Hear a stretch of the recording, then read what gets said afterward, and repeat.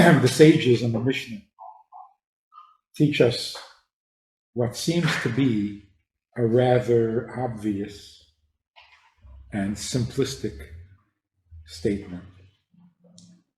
A love that is dependent on the third thing, when that third thing goes away, the love will go away.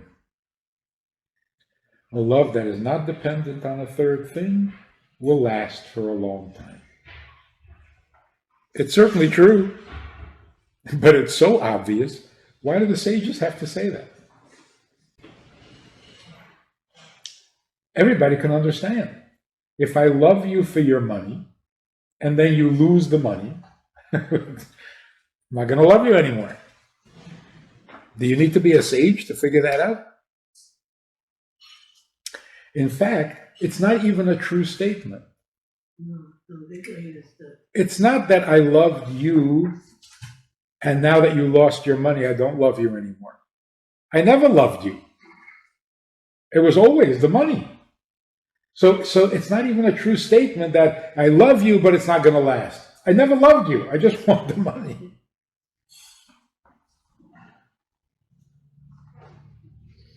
So to take a deeper look, what the sages are really saying is that love itself can become the thing that destroys your relationship.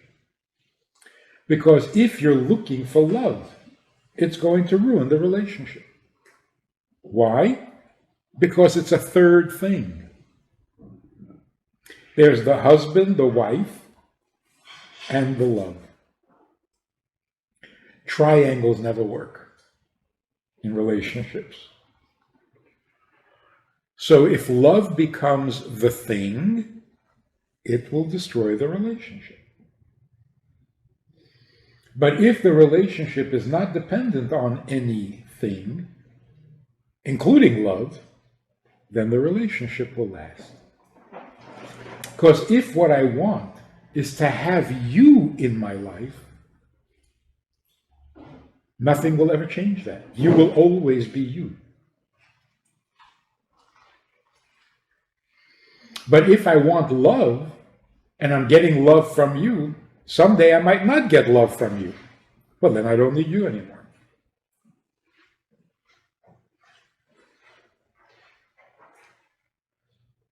So it sounds a little ironic, but the thing that is destroying marriages, and marriages are being destroyed terribly, the thing that is destroying marriages in America is love.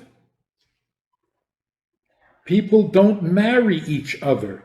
They marry the love. And that's why you hear couples say, we fell out of love.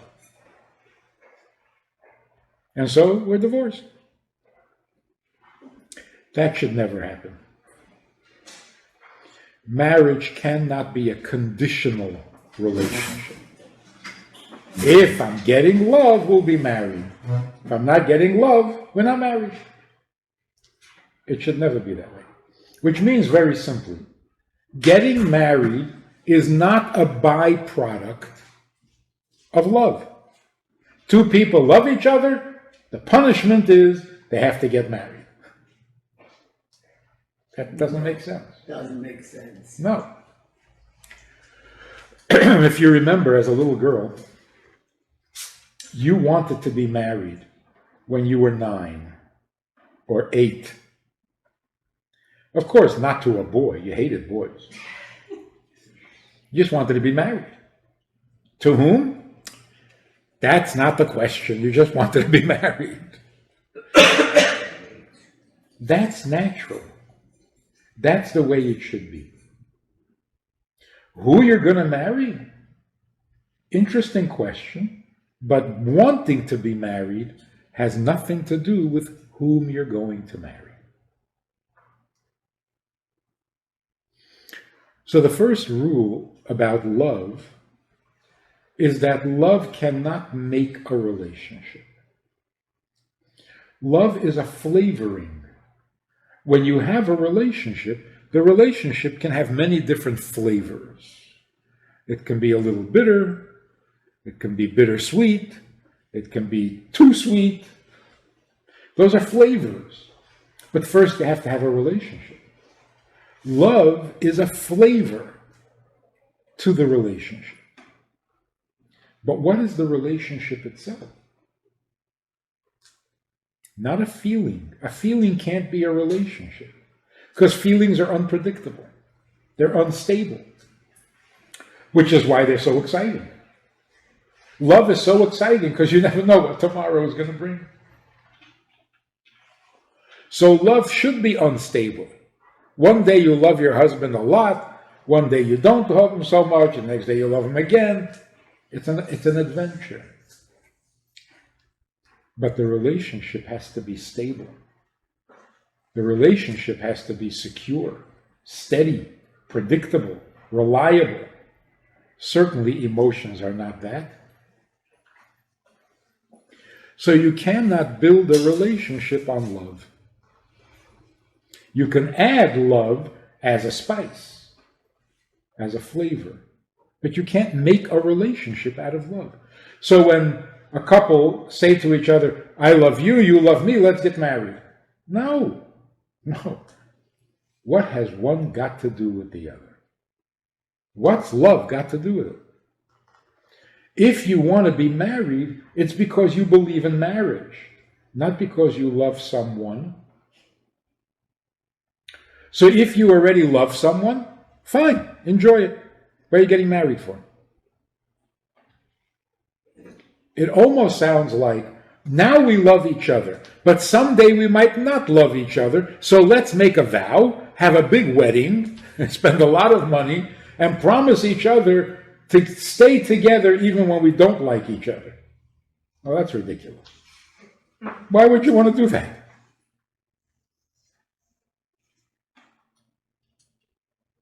If you don't like each other, why are you staying together?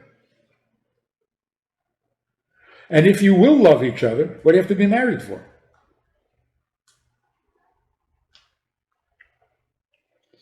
Another thing about love. The United States has an idol. Like in the olden days, we worship an idol. The idol is called love. The love God. In the name of love, we will do everything, anything. We will kill ourselves in the name of love. We will kill others in the name of love. Love is our God.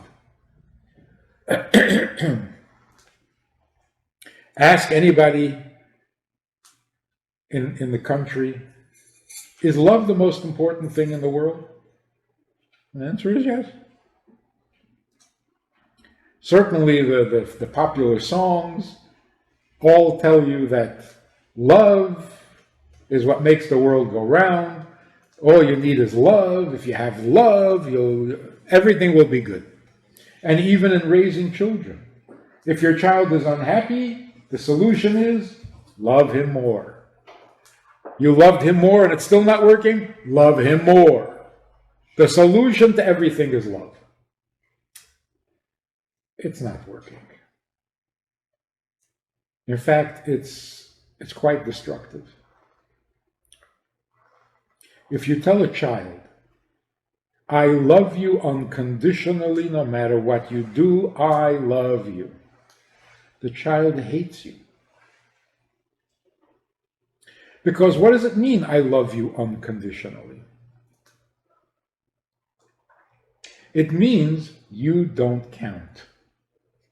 What you do doesn't matter. No matter how you turn out, no matter how you behave, no matter what you think, I will love you. So you don't count.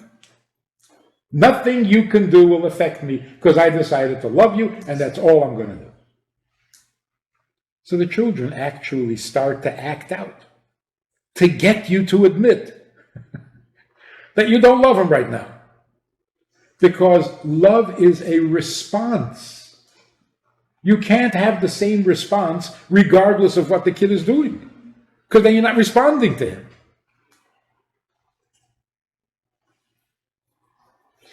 Children need to know that they can get their parents angry. and then not do it. But they need to know that they can. They need to know that how they behave makes a difference to the parents. Unconditional love, turns out that that's so selfish. I decide I like to love, and nothing you're going to do is going to change my mind. What should be unconditional? You are mine. I am your mother, I am your father, unconditionally. That's good. That's what should be. But emotions are never unconditional. Emotions is a two-way street. Depending on how you treat me, I treat you. Emotions are always in motion. What is unchanging? You're mine. I am yours forever. It turns out that children would rather be needed than loved. Rather be what? Needed. A human being would rather be necessary than be loved. And if I don't feel necessary, but you love me, love does not make up for need. So before I find out who loves me, whether anybody loves me, first I have to know, am I necessary? Is my existence, is my presence in this world necessary? Because if it's not, then all the love in the world isn't going to make me feel right. Because what is it that people have in their lives that they don't need, but they love? A hamster? A guinea pig? A puppy? Human beings cannot accept that. So if you don't need me, then your love is meaningless. Because love is not important. The right application for love is those things that are important, you should love. But love is not important. Love is the feeling you should have for things and people who are important in your life. So the brother you hate is still more important than the pet that you love.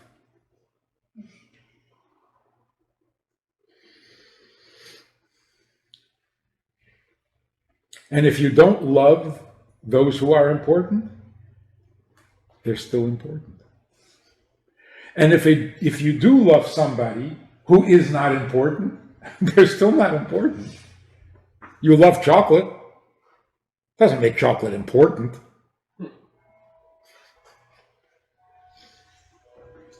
You don't love chocolate, you like chocolate.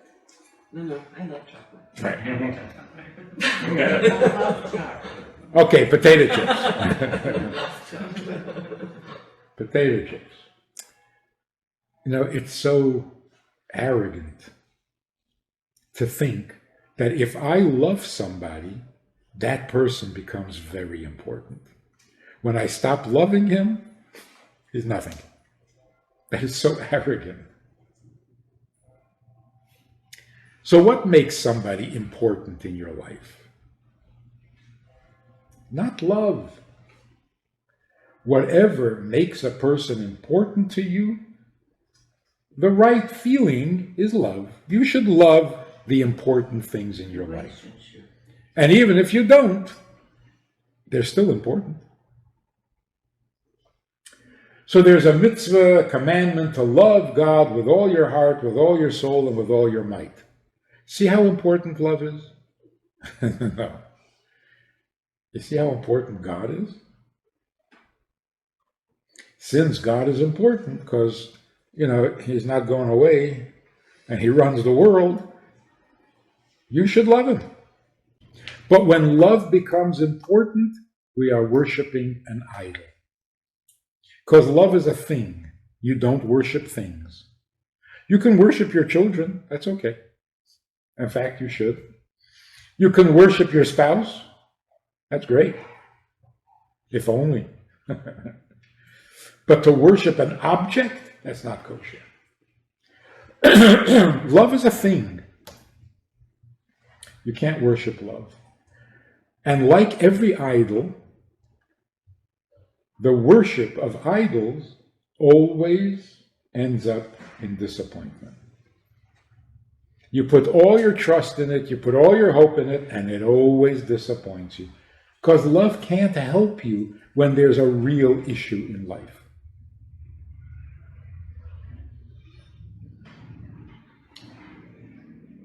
So what then is a relationship? A relationship means not two people who have feelings for each other, but two people who become so connected in their lives that they cannot be separated. Right. I don't know if this is a good example, but if you ask a 5-year-old, do you love your mother? He doesn't know what you're talking about. Mm-hmm. Unless you've already trained him to say, I love mommy. But if you don't train him, and you just ask the 5-year-old, do you love mommy? What? So imagine a mother says to her 5-year-old, do you love me? And the child says, I don't know. So the mother says, okay, so I'm leaving. The kid freaks out. You're leaving? You can't leave. Oh, so you do love me. No, not I love you. I am so connected to you that I can't be me without you.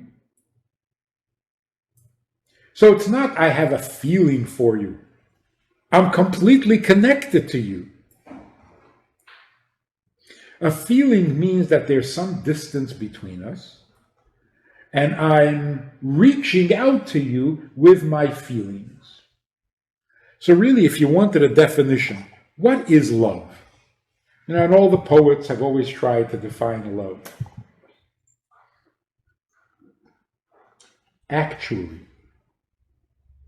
love means I want to get closer.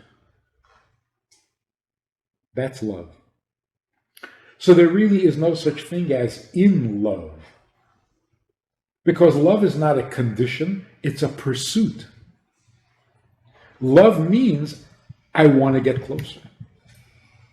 On the one hand, I want to get closer because there's something about you that feels good and familiar and appealing. So I want more of it. At the same time, I want to get closer because I'm not close. We're strangers. We're not brother and sister. We are strangers. But I like something about you. So I want to get closer. The desire to get closer shows that there's a distance. If there's no distance, why do you want to get closer? Why do you need to get closer? So love means I feel a distance between us and I don't like it. I want to get closer. That's why absence makes the heart grow fonder. Because absence is a distance. I don't want to have distance. I want to have closeness. That's love. Now, what happens when you pursue the love and you do get closer to the person you love and you get as close as two human beings can possibly be? What happens to the love? Now there's no distance, so you don't need any more closeness. That's what happens after 50 years of marriage. You're not pursuing each other anymore. You're as close as two people can possibly be. So what happens is, instead of being the love of your life, your spouse becomes the pleasure of your life. Pleasure exists only when there's no distance. You get no pleasure from chocolate when there is no chocolate. So while I'm thinking about chocolate, it's giving me pleasure. No, when I think about chocolate and it's not available, it gives me pain, not pleasure. So love is for something that isn't close. And the greater the distance, the more intense the love. Pleasure is the opposite. If there's distance, I'm not feeling any pleasure. Only when the distance is closed, then it starts to feel good. Pleasure becomes good. So,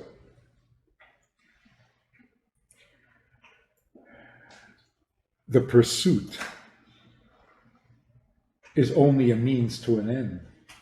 It is not the goal. The pursuit can be very exciting, but it's not the end. It's only a means to the end.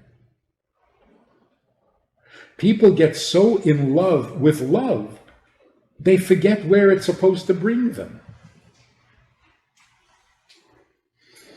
So all the advice of the experts, love each other more, increase your love more deeply, love more. Are we ever going to get anywhere?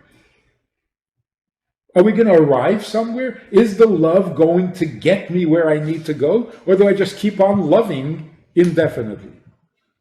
That's frustrating.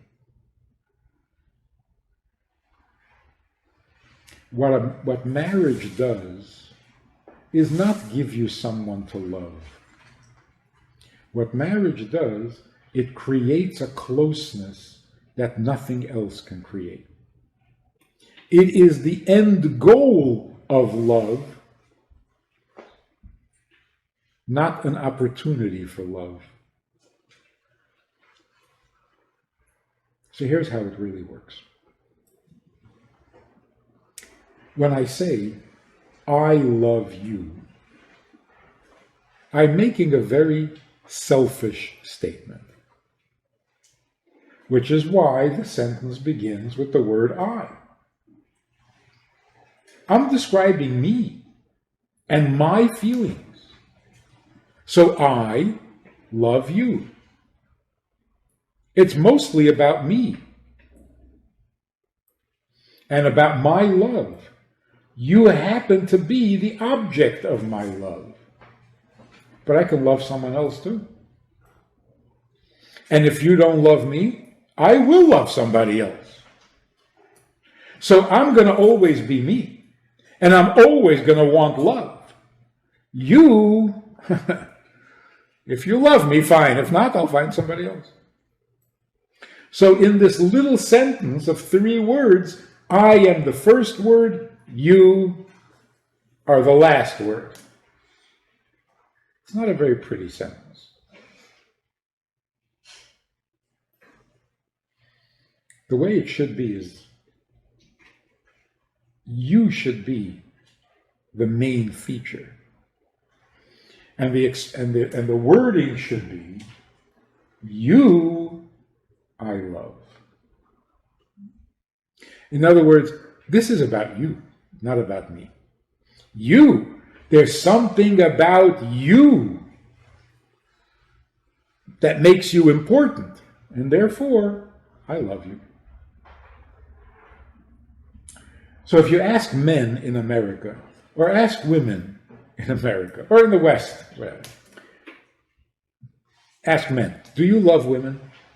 Oh, yeah. Yeah, I really love women. Women are great. You love your mother? Oh, no. You love your wife? You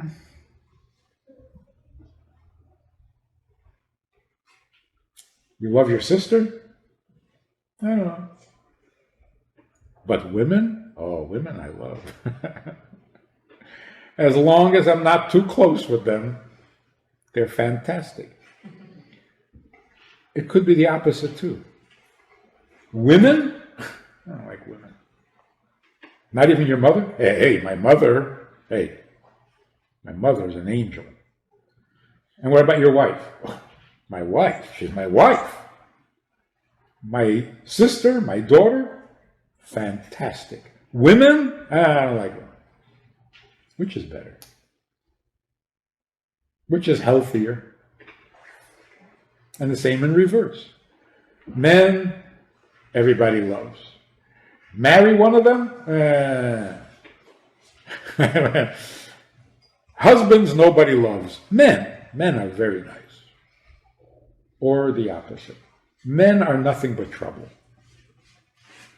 A father, a husband, a brother, that's fantastic. This is the difference between worshiping love and worshiping people.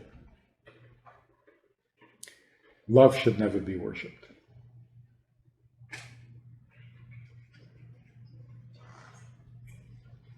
So a good example is, if a man were running down the street and you stop him and you say, "What's the matter? Why are you running?" He says, "My wife is not feeling well. I'm running to get the doctor." So you say, "That's so beautiful. You love your wife so much." Imagine the guy says, "I didn't say anything about love. I don't know. We don't get along so good." Would you recommend or suggest that, well, if you don't love her, what's the hurry? Slow down, läuft nicht. Take your time. He says, "Are you crazy? My wife needs a doctor." And you say, "But you don't love her." What would he say? What's love got to do with it? My wife needs a doctor. I run to get a doctor. That's what a relationship is. So here's the summary. Remember, Tevye asks Golden, "Do you love me?" You remember? What does Golden say? After 20, Huh? after like 25 years. For 25 years, I've washed your clothes. Is that an answer? Are we supposed to be impressed with Golden? Or is she so old-fashioned she doesn't even know what love is? She believes in her deeds are more important than her words. Like the 5 love languages? If you look at it, Tevye was being immature, and Golda was being a mensch. She basically said to him like this. First she said, "Do I what?" She was shocked at the question. Because it is shocking. After 25 years, her husband says, "Do you love me?" What does that mean? Are you giving me your love? Am I getting love from you? Golda says, that's what you're worried about? For 25 years, you have me. All of me. I am yours for 25 years. If that's not love, what is? So what she was basically saying is, love is one little detail in a relationship. If you're mine, then I'm devoted to you, then I'm thinking about you, I love you, I worry about you, sometimes I hate you, because you're mine. So to choose love as the main consideration in a relationship is kind of childish or Hollywoodish. What is real love is to give yourself, not to give a feeling. And when you give yourself, why wouldn't you love? If he's important enough to give yourself to him, why would you not give your love to him? But if he's not important enough to give yourself to him, then why would you love him? For entertainment? Because you're bored? I mean, take a look at television shows where they show men and women living together, looking for relationships. They don't want to get married. They just don't want to be bored. This is horrible. Men and women using each other out of boredom. This is the end of civilization. So a real relationship works like this. If you want to know whether you're ready to get married, what should you check? Whether you can afford it? That's the last thing you should worry about. The first thing you should consider is, am I kind enough to be married? Because the first requirement is, if you're going to let another person into your life, you have to be kind. Kindness means generosity. How generous are you? Because to let someone into your world, into your life, you need to be generous.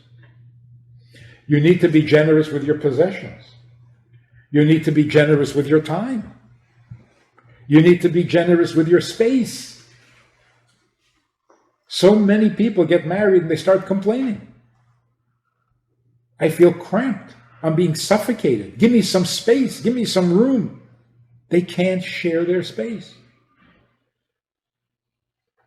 You have to be generous with your words.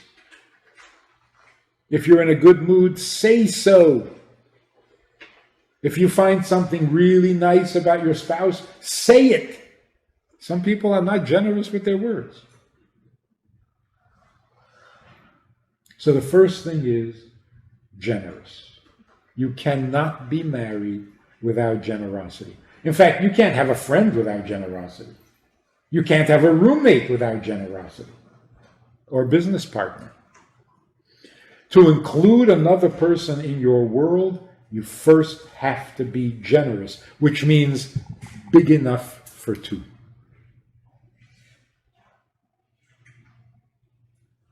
Or three, when the children start coming. Or 5, or 10, or as many as God gives. That's number one. Number two, the worst thing that happens in marriage is that you become sloppy.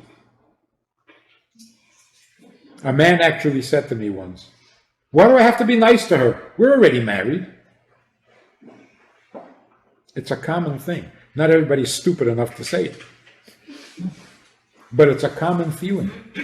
We're married already. We know each other. I don't have to be nice to you. I don't have to go out of my way. I am what I am. Accept me or leave. That's horrible. What marriage depends on after the generosity is dignity. You must have self-respect and you must respect your spouse. You never do anything that makes it hard for your spouse to respect you.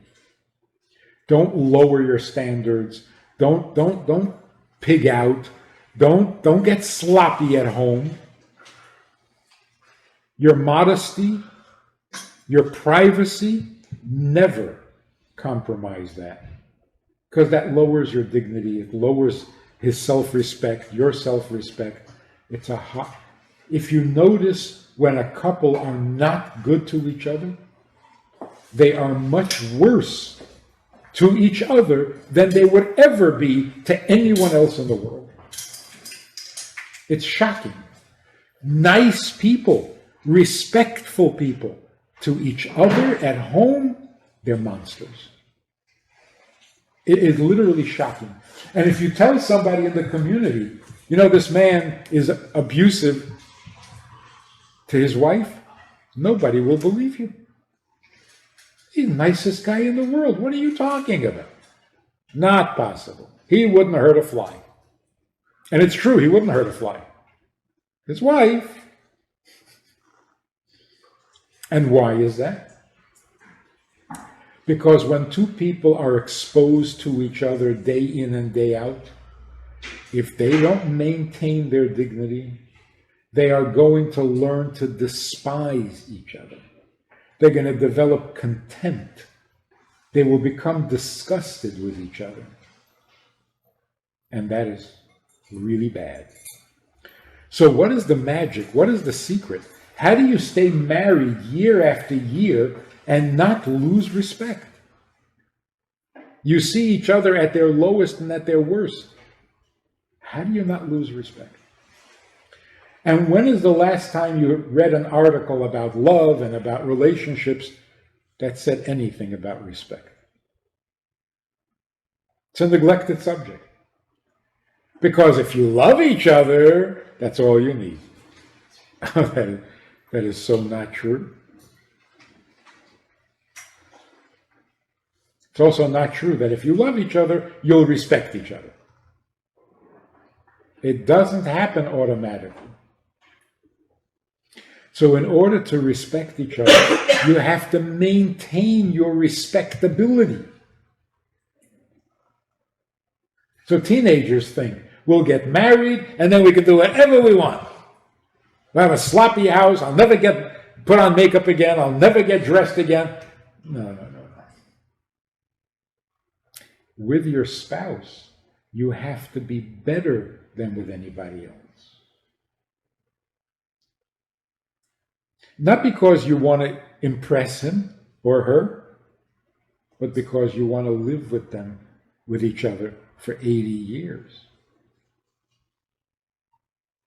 Get sloppy after 60 years, not before. And if you see these elderly couples who have been married forever, and they're still a little bashful with each other, they're still a little bit careful of each other's moods or needs or space, they're still considerate of each other, wow, that is amazing. They got it right.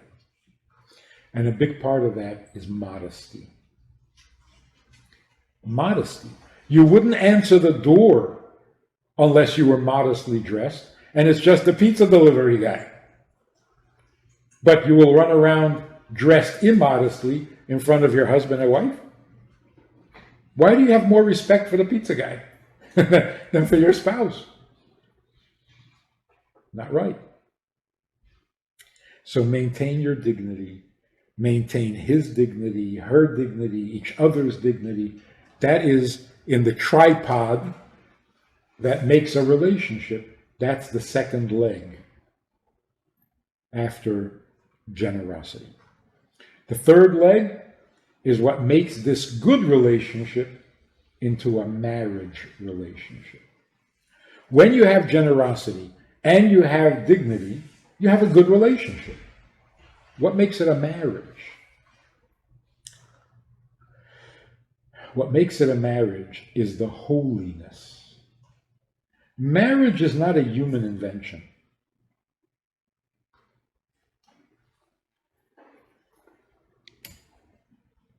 Marriage is not even a good idea. It's a crazy idea. One man, one woman for the rest of their lives? What kind of crazy idea is this? Who thought this one up? The answer is only God.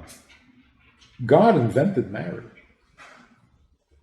And from the time God told Adam and Eve to be monogamous, human beings get married.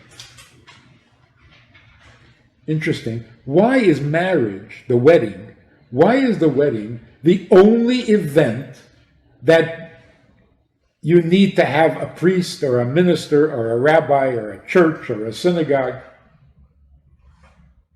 You buy a big yacht. You don't have to. You can say the Hare up without it. But everybody does. What? But everybody finds a rabbi, at least. But it must. Married in the synagogue. What's the religiosity with marriage? Of course, you can also get married in Las Vegas. Because marriage is a divine idea. Two human beings on their own could never stay married for more than a year. But because it's a godly way to live, because God prefers it that way, because God is with you when you get married, because he likes it, that's what makes marriage work. But if two people think that they're smart enough to create an arrangement in which they can live together for 80 years, they're ridiculous. You can't do it. So in order to be married properly, you have to believe and you have to know that marriage is bigger than both of you. And that it's a privilege to be allowed to be married.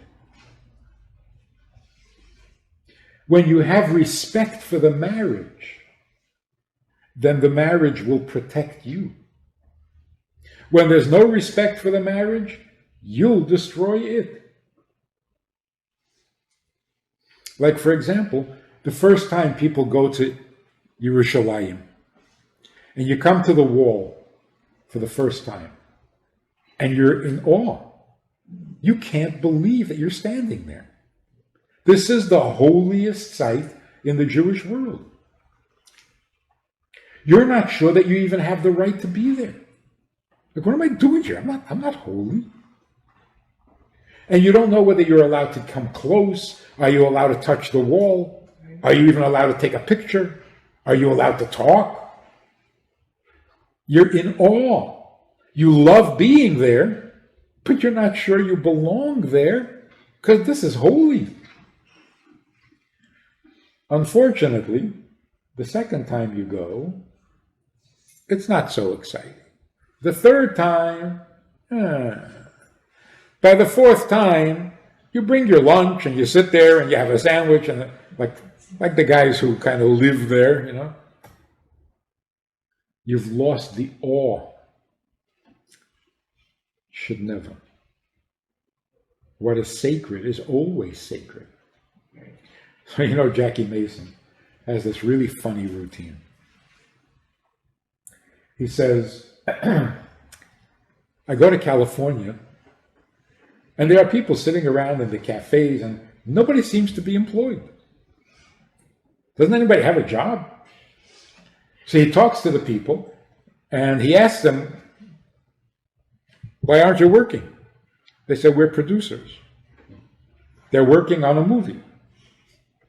And they're trying to decide where to put the sex scene in the movie. So he says to them, why does every movie have to have a sex scene? And they say, because the movie portrays life as it is. It simulates true life, real life. And in real life, everybody has sex. So he says to them, yeah, but everybody also has soup.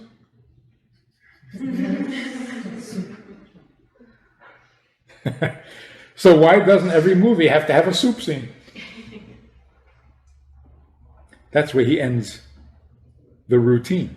But let's pursue that for a moment. Why?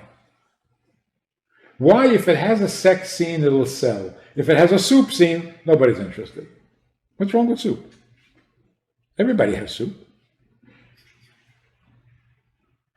He says, in fact, more people have soup than sex. Nobody ever said, soup? No, I have a headache. So what is the difference between soup and sex? Isn't it shocking that nobody knows? What? I was trying to think of a good line. Yeah. The difference is this. If you enjoy soup, it's a one-dimensional pleasure. Tastes good. You like it, you eat it. You don't like it, throw it away. It's yours because it's not sacred. You can buy it for a few dollars. And the pleasure, if it tastes good, that's the pleasure, that's it. Intimacy can never be yours. You never own intimacy. That's called rape. If you feel entitled, if you feel like you own it, that's abuse.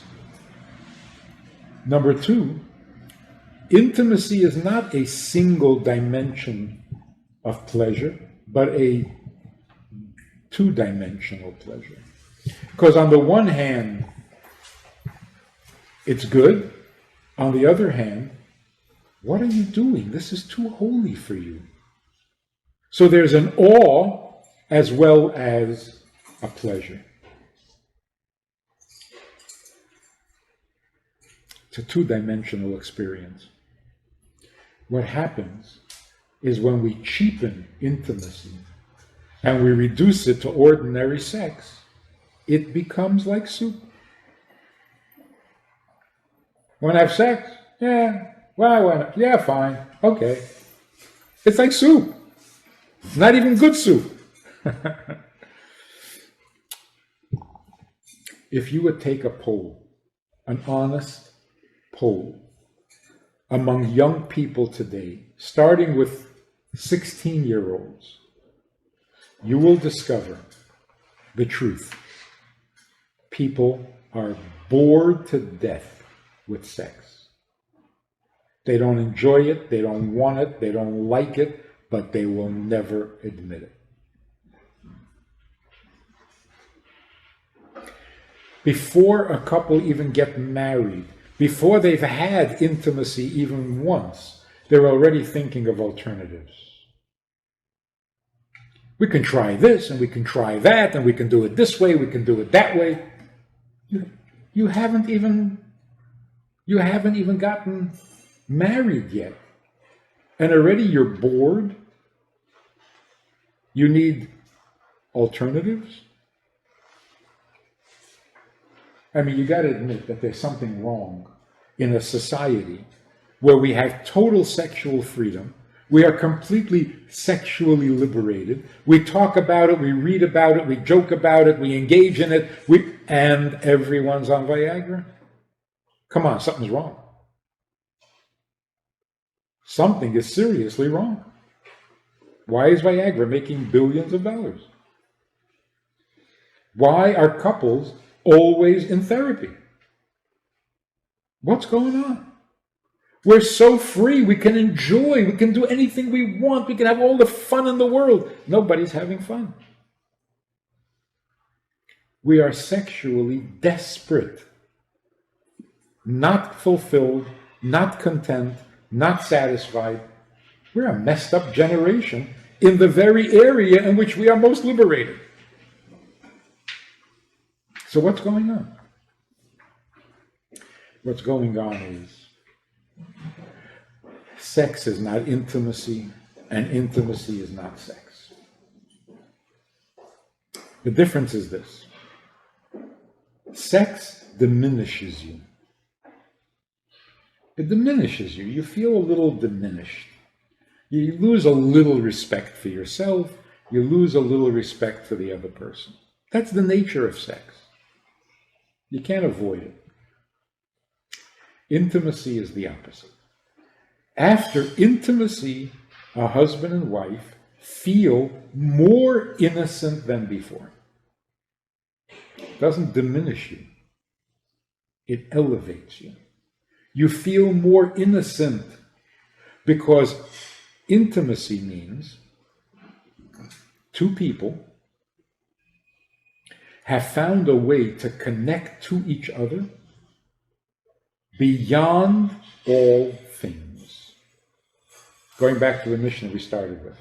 A love that is dependent on no thing, that's intimacy. If the relationship is looking for a good experience, for a great sexual experience, this relationship is finished. It's not about each other anymore. It's a performance. It becomes dehumanized. You become objectified. Like, for example, after being intimate, the husband asks the wife, or the other way around, so how was it? It? There was no it. There was just us. What is this it? You performed and you want to know how your performance was? You just killed your relationship. There's no it. It was us.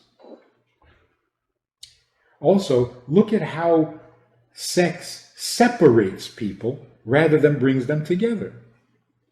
After sex, the husband asks the wife, how was it? You don't know? Weren't you there? No, you weren't. You were having your experience and you have no idea what the other was experiencing. Sex separates us. Intimacy bonds us. The holiest thing that two people can do without a Torah, without lighting Shabbos candles, without putting on tefillin, just two people not doing a mitzvah, the holiest thing two human beings can do is intimacy. Because if you can get past all things,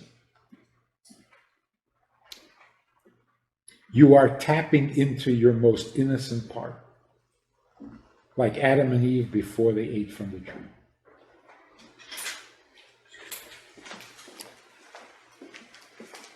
Now, what does it mean to get beyond all things? Very simple.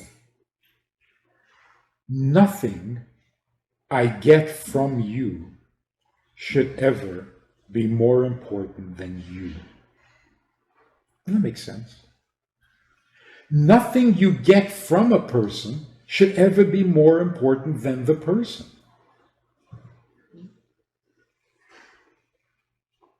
Nothing about you should be more important than you.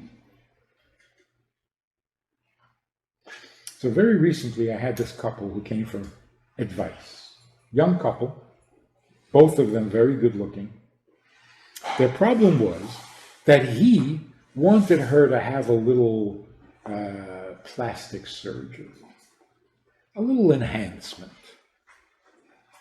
because then she would be perfect. And she was saying, whoa, surgery? This is dangerous. So they argued. He said, it's not that dangerous. It'll make me happy. It'll make you perfect. She says, what's wrong with me the way I am? He says, nothing, but you could be better. And so they came to me for sage advice. It was so offensive. It was hard to look at them. She finally realized what was really bothering her. And I had to kind of instigate it. I said to her, I can't believe how selfish you are. All he wants is for you to have a little surgery, and then he'll be happy. Make the man happy. He'll love you. And that's when she realized, no, he won't. If I have the surgery, he'll love me? No, he will love a body part. He has an image that he loves, not me. He wants me to have surgery. So if I have the surgery, who is he going to love? Not me. He doesn't like me. When she said this finally, he was shocked at himself.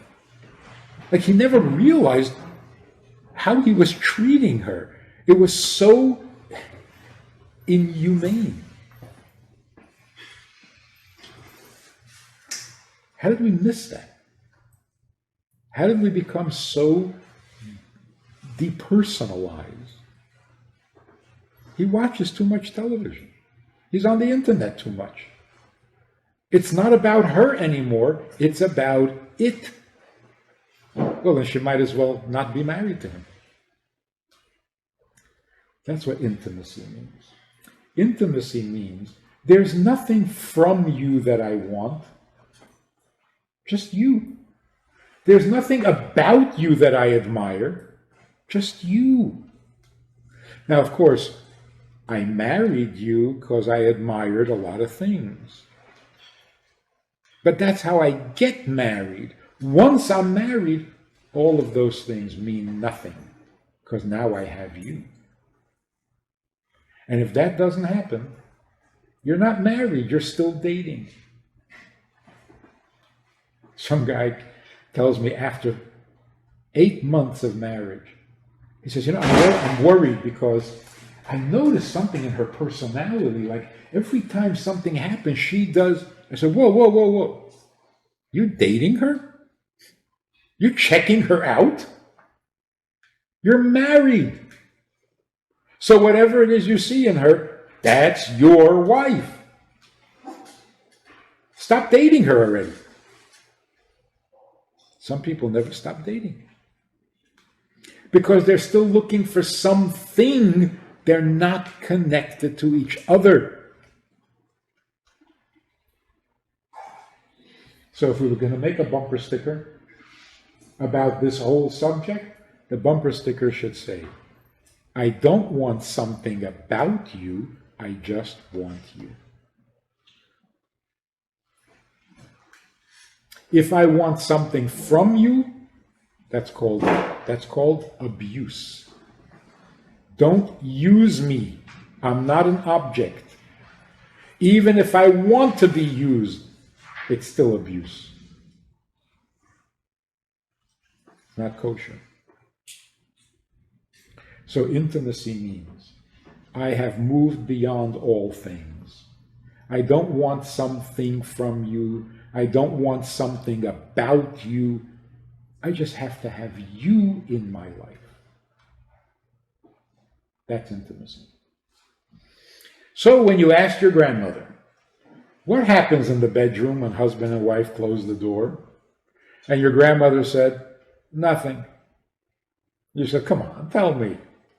She said, nothing. She was right. It's the only correct answer. In a bedroom, no thing. What happens? Nothing happens.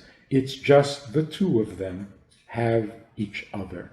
And neither of them is a thing. That's called intimacy. All the advice you read about in magazines, everything you see on television is pornography. Because it all focuses on things. And that's why intimacy in marriage should always be in the dark. Lights off. Remember the old television shows? When a couple were about to get intimate, they turned the lamps off. They turned the lights off. That's how decent people always were. And what is the wisdom here? Intimacy means I just want you. What my eye will see is something about you, and it will ruin the intimacy. Eyes only see things. And you can get excited about things, but then it's not intimacy. You want to be excited about each other. So turn the lights off so that your eyes don't focus on things, even things about each other. The wisdom of our sages is just incredible. With every passing day, the wisdom becomes more and more impressive. These things were written 2,000 years ago. How were they so smart back then?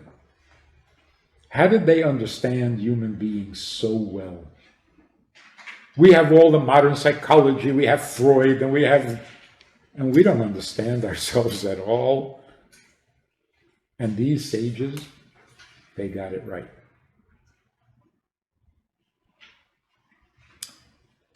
So what's love got to do with it?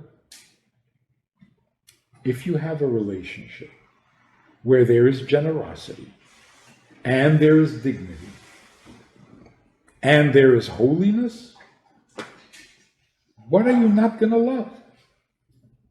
Of course you're going to love it.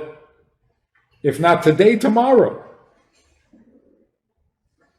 What's not to love? That was always the secret to good Jewish family life. You got to get it back. Got to get it back. So stop reading all those books, magazines, and articles. Stop. They're all so childish and immature. And never have a television in your bedroom. Never have a computer in your bedroom. Don't have a desk in your bedroom. A bedroom is only for two people, not for anything. And when the bedroom is reserved for intimacy, it protects the intimacy. As soon as the door closes, the intimacy is already palpable. You can feel it. Because this room is a place of intimacy. If you have a desk, a television, a computer, music, does not belong.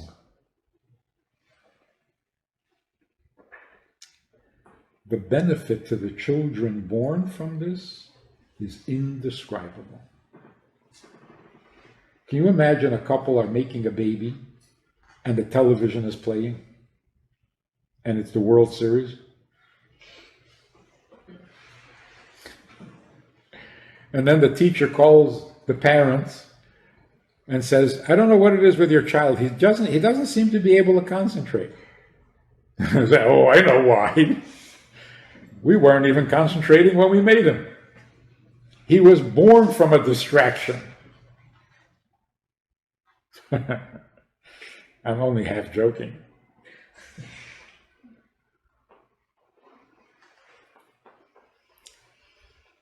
How does a fetus feel when it hears the parents sitting around and discussing a possible abortion?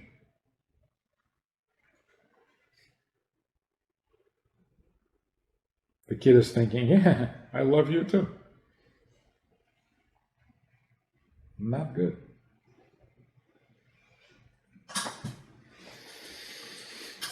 So the Torah says, no, don't let that happen. When you make a child, make the child feel welcome. I hate these television shows where a man comes home and he's surprised that there's dinner set on the table, there's a candle, and he says, what's going on? She says, I have a surprise. I'm pregnant.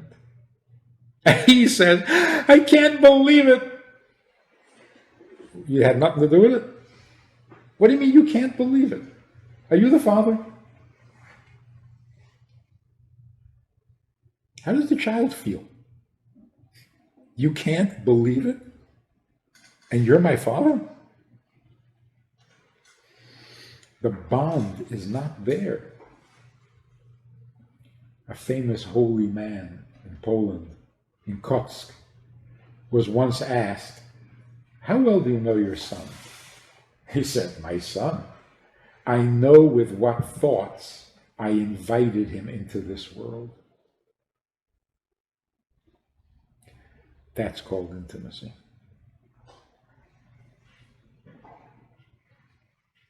And that's what creates special, amazing Jewish babies that grow up to be amazing adults.